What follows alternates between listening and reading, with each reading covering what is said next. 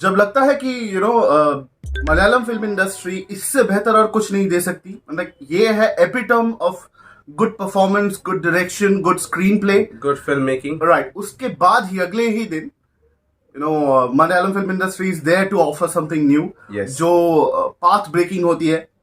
जी हाँ, recently Malayalam film industry बहुत ही ज्यादा खुशी मना रही थी with Bramayugam. Yes, Mammootty sir की फिल्म है और क्या आउटस्टैंडिंग फिल्म है गाइस। तो अगर आप लोगों ने अभी तक ब्रह्मयुगम नहीं देखी है तो जाके देखिए, क्योंकि कोई गारंटी नहीं है इस फिल्म को बहुत ही जल्द ऑस्कर भी मिलने वाला हो। Yes. अगर हमारी फिल्म इंडस्ट्री, अगर हमारी फिल्म फ्रेटर्निटी अगर ऐसी रही, इस फिल्म को अगर सपोर्ट करती है, if they take attempts to Yes.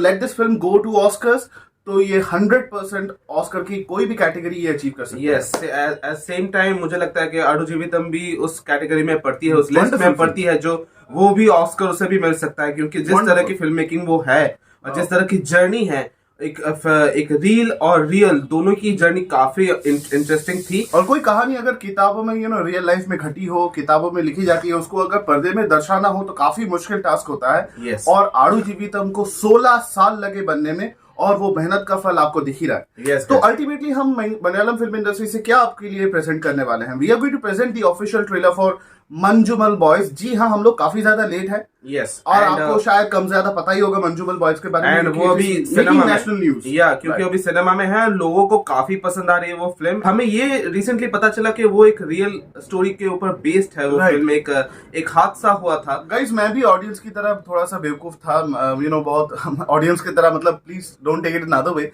मतलब मैंने क्या किया कि मैंने पोस्टर देखा मंजूमल बॉयज का, और मैंने एक माइंडसेट क्रिएट कर लिया कि ये कॉमेडी फिल्म होगी। दोस्त है, एक पोस्टर दिखा जो दोस्त खड़े हुए हैं, एक साथ चाय पी रहे हैं, फोटो ले रहे हैं, तो मुझे लगा कि यार कॉमेडी फिल्म होगी, कोई रैंडम फिल्म आ रही है। लेकिन आई वाज सो रॉन्ग, और इसीलिए कहते हैं कि डोंट जज a book by its cover. Yes, and ये पूरी तरह से ये प्रोवर्ब इस फिल्म के साथ सूट करता है गाइस।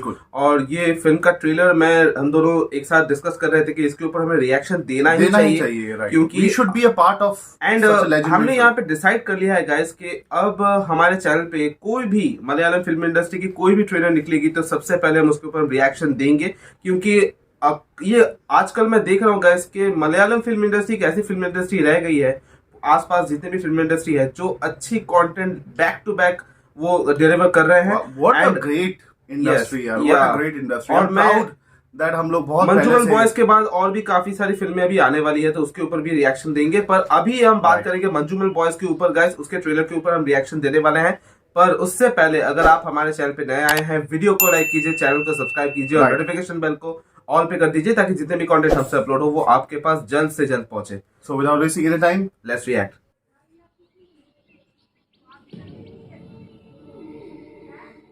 அந்த இடத்தோட உண்மையான பேர் என்ன தெரியுமா?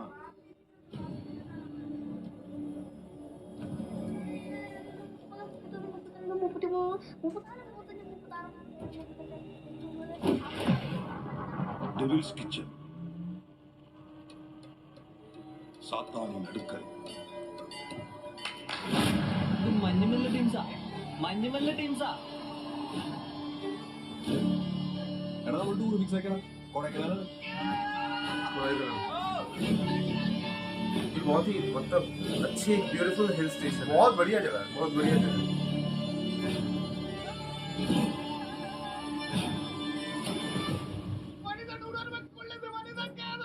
അതയും താണ്ടി പുരിതമാണ് कुछ होने वाला ना। பிடிச்சே நீங்க நினைக்கிற மாதிரி இடம் இல்லப்பா இது. नेपोलियन। ஆமா, எந்த புலி அப்போ நான் கேவல இது குணாக்கேவா? நீங்களே கூட்டு வந்து மர்டர் செஞ்சுட்டு ஒண்ணும் தெரியாத மாதிரி போலீஸ் ஸ்டேஷன்ல வந்து கடல் விடுறீங்களா? सिनेमाटोग्राफी क्या बढ़िया सिनेमाटोग्राफी है यार, ये कहाँ बॉलीवुड में आजकल देखने को नहीं मिलती।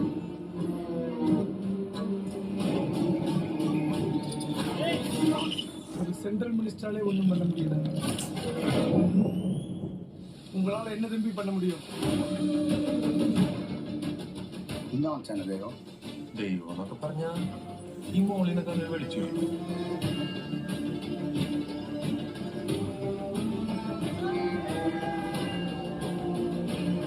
बीजीएम काफी अच्छा है। वाओ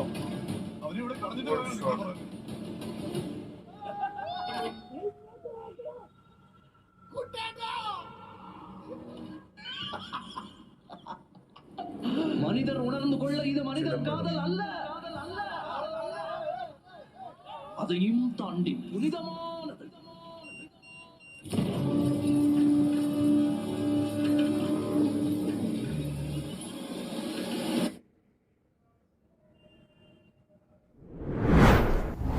सो गाइज हम लोगों ने मंजूबल बॉयज के ट्रेलर के ऊपर रिएक्शन दिया. First of all let's appreciate the cinematography. Yes जिस तरीके से मलयालम फिल्म्स को आजकल शूट किया जाता है, मैं सोचता हूं कि यार बॉलीवुड में we are always in a state of comparison. Yes. हम लोग हमेशा कंपैरिजन में आ जाते हैं और आई गेस ये हमारा हक बनता है, क्योंकि एक ही देश के दूसरे इतने अलग अलग इंडस्ट्रीज हैं. और जिस तरीके से फिल्मों को दर्शाया जा रहा है आजकल, और मलयालम फिल्म इंडस्ट्री जिस तरीके से इस चीज को लीड कर रही है as a pioneer, it is commendable. And उन्होंने अपना ये स्ट्रीक बरकरार रखा है. जिस तरीके से वो अपनी फिल्में बना रहे हैं, जिस तरीके से अपनी वो फिल्में प्रेजेंट कर रहे हैं, उसको इंटरनेशनल लेवल पे शूट किया जा रहा है, प्रोड्यूस किया जा रहा है, प्रेजेंट किया जा रहा है, जहाँ पे कोई भी international, most of the films कोई भी इंटरनेशनल कोलैबोरेशन जिनमें नहीं होती है. यस गाइस, और हम सबको पता है कि जब आजकल जितने भी इंडस्ट्रीज हैं, जिन लोगों के बारे में, जिस इंडस्ट्रीज के बारे में ज्यादा लोग बातें करते हैं, पर यहाँ पे मैं कह सकता हूँ कि एक अंडररेटेड फिल्म इंडस्ट्री अब रह गई है मलयालम फिल्म इंडस्ट्री, क्योंकि इनके कंटेंट तो मुझे लगता है कि हॉलीवुड के भी पार लेवल के हैं. लेकिन जब कोई बात इंडियन इंडस्ट्री में क्या होता है कि फिल्म इंडस्ट्री में कोई इसके बारे में ज्यादा बात नहीं करता. Right. हाँ, सब कहते हैं, सब प्रेज करते हैं, सब कहते हैं कि अच्छी फिल्म इंडस्ट्री है, बढ़िया कंटेंट बनाते हैं. Right. लेकिन रिकग्निशन के मामले में कोई ज्यादा कोई उफ तक नहीं कहता. Right. बहुत ज्यादा कंजूसी हो जाती है. कंजूसी और मास ऑडियंस हमारे यहाँ पे बहुत ज्यादा है.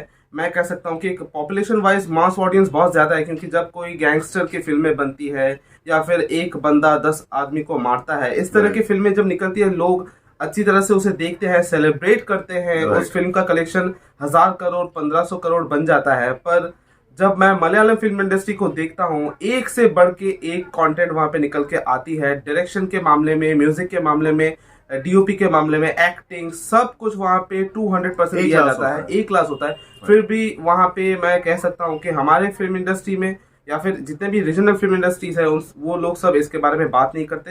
एंड यहाँ पे ही हम एज एन ऑडियंस हम यहाँ पे ये मार खा जाते हैं और हम ये काम नहीं कर पा रहे हैं. क्योंकि आप देखें कि मैं यहाँ पे दावे के साथ कह सकता हूँ कि हॉलीवुड में भी इस तरह की फिल्में अब नहीं बन रही है. क्योंकि एक वक्त था जब हॉलीवुड अच्छी फिल्में बनाती है. मैं गर्व के साथ कह सकता हूँ पूरी दुनिया में अब सबसे बेहतरीन फिल्में अब कोई बनाता है वो है मलयालम फिल्म इंडस्ट्री, और कोई नहीं.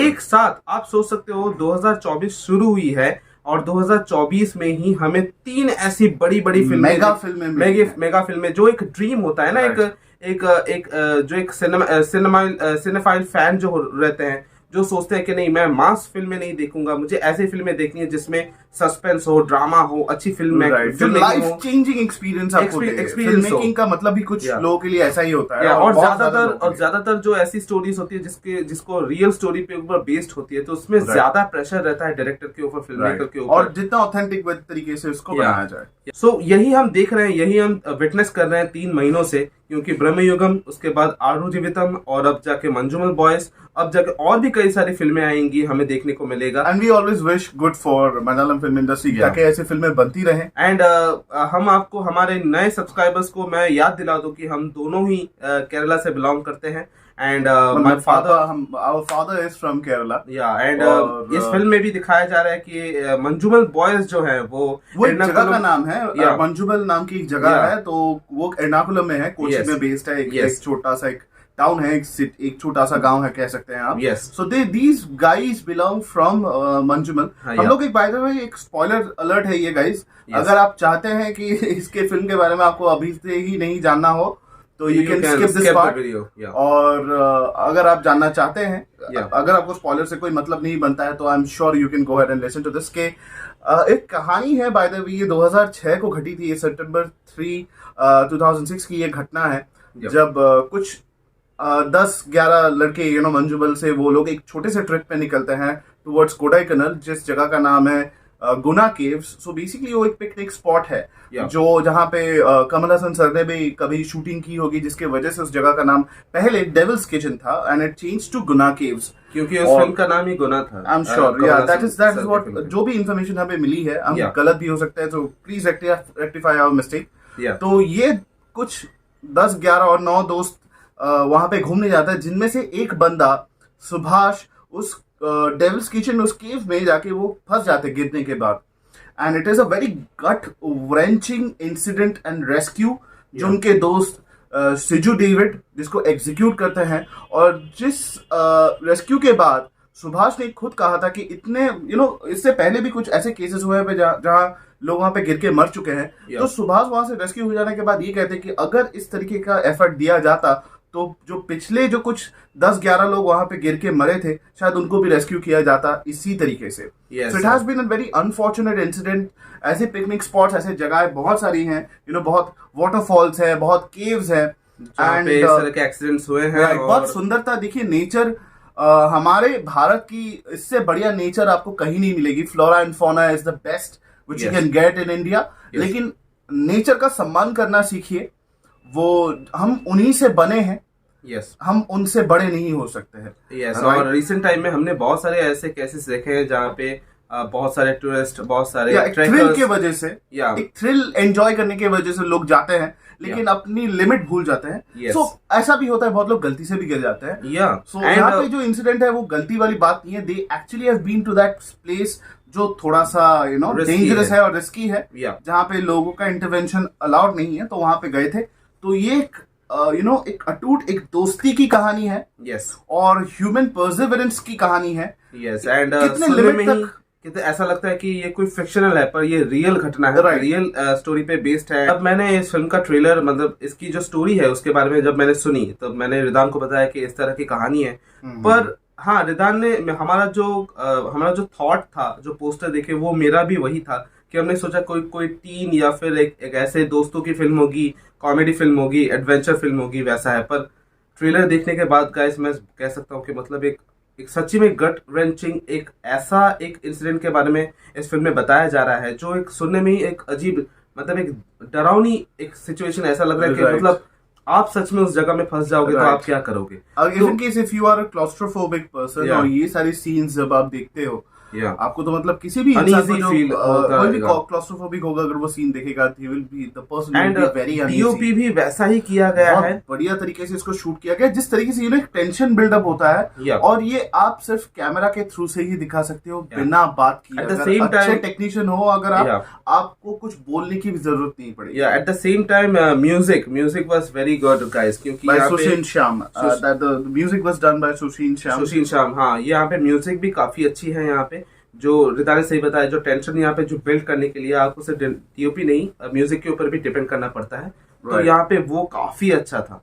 और ऐसी ही कहानियां कुछ ऐसी हैं, हॉलीवुड में भी ऐसी फिल्में बनी हैं, which is one of my favourite, और यहाँ पे इंडिया का कनेक्शन भी है। I am basically talking about 127 hours, जो डैनी बॉयल ने शायद डायरेक्ट किया। डैनी बॉयल ने उस फिल्म को डायरेक्ट किया है, और उसमें जेम्स फ्रैंको लीड में है, और you can go ahead and watch that film. बहुत बढ़िया फिल्म है, और उस फिल्म में ए रहमान सर ने म्यूजिक दिया था, और वो भी एक सच्ची घटना पे आधारित है। And it gives a great motivation कि इंसान को जीने के लिए किसी भी चीज की अगर आहुति देनी हो, क्योंकि जीवन आप उसको पाने के लिए आप कुछ भी कर सकते हो, आप कहीं भी हार नहीं मान सकते हो। ऐसे सिचुएशन हो जाता है, मैं कहता हूं कि यार मैं हार मान गया, नहीं, जब तक इंसान के जान पे नहीं बनती ना, वो अपने हाथ पैर नहीं मारता। एंड हैट्स ऑफ टू वो उन लोगों को जो फायरमैन होते हैं, या फिर जो ऐसे जो रेस्क्यू टीम एनडीआरएफ टीम होते हैं, सबको डिजास्टर्स, उन सबको मेरा सैल्यूट है गाइस, क्योंकि आप इतने मुश्किल हालात में जो लोग होते हैं जिनको आप बचाते हो, ऐसे सिचुएशन में जो फंस जाते हैं। आप ये सिनेमा देखे, हमें ये ट्रेलर देखे हमें पता चल रहा है, या फिर कितने सारे ऐसे रिसेंटली घटना हुई थी उत्तराखंड में, जब टनल का काम चल रहा था, बहुत सारे वर्कर्स अटक गए थे, तो वो rescue itself was very tough, और बहुत लोगों ने वहां पे मेहनत की है ताकि उन लोगों को निकाला जाए, उन वर्कर्स को निकाला जाए।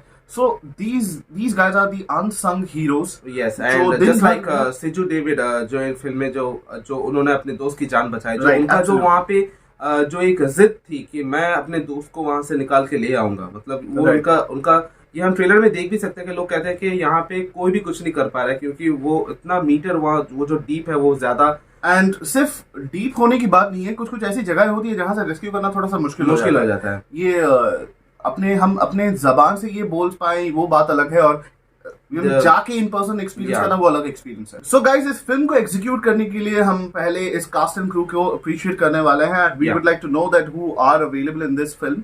जैसे हमें पता चला इस फिल्म का नाम मंजुबल बॉयज है, और इस film the people who star in this film are Soubin Shahir, Sreenath Bhasi, Balu Varghese, Ganapathi, Jean Paul Lal. Okay, right. इस फिल्म के डायरेक्टर और राइटर है चिदम्बरम। इस फिल्म को प्रोड्यूस किया है बाबू शाहिर एंड शोबीन शाहिर, शॉन एंटनी। और इस फिल्म के डायरेक्टर ऑफ फोटोग्राफी जैसे हम लोगों ने बताया, इट इज शिजू खालिद।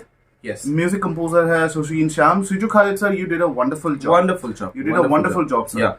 राइट। इसके अगर एक्शन डायरेक्टर के बारे में बात करें, क्योंकि कुछ वो इम्पोर्टेंट है यहाँ पे, कुछ ऐसे सीन्स हैं, कुछ थ्रिलिंग मोमेंट्स हैं जो एक्शन डायरेक्टर डायरेक्ट करते हैं, और जिस तरीके से वो सजेस्ट करते हैं या डिजाइन करते हैं, we want to give that credit to Vikram Dahiya sir. So guys, ये फिल्म रिलीज हो चुकी है 22 फरवरी को मलयालम में, और इस फिल्म का तेलुगु रिलीज होने वाला है अप्रैल के 8 तारीख को। So people who are yet to watch this film, you still have got this experience and chance. क्योंकि मलयालम जो वर्जन है गाइस, उसमें तो बॉक्स ऑफिस में काफी अच्छी तरह से रन कर रही है और काफी अच्छे नंबर्स गार्नर कर चुकी है।